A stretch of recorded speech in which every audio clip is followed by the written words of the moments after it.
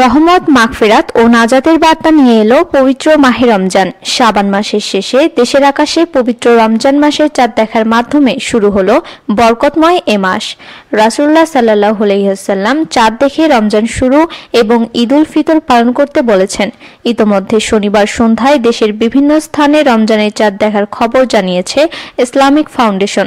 ফলে দেশের মসজিদগুলোতেও আজ প্রথম তারাবির নামাজ অনুষ্ঠিত হয়েছে। মুসল্লিরা উৎসবমুখর পরিবেশে তারাবির নামাজে অংশগ্রহণ করেছেন। রমজান মাস আল্লাহ তাআলার পক্ষ থেকে অসীম রহমত ও বরকত নিয়ে আসে। এ মাস আত্মার পরিশুদ্ধি ও তাকওয়া অর্জনের মাস।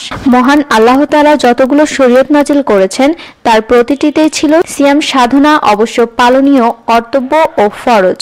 তাই পবিত্র কোরআনে বলা হয়েছে, হে বিশ্বাসীগণ, তোমাদের উপর সিয়াম ফরজ করা হয়েছে, যেমন করা হয়েছিল তোমাদের পূর্বসূরীদের ওপর, যেন তোমরা তাকওয়া অর্জন করতে পারো বা মুত্তাকি হতে পারো। মাসের অন্যতম প্রধান ইবাদত হলো রোজা রাখা।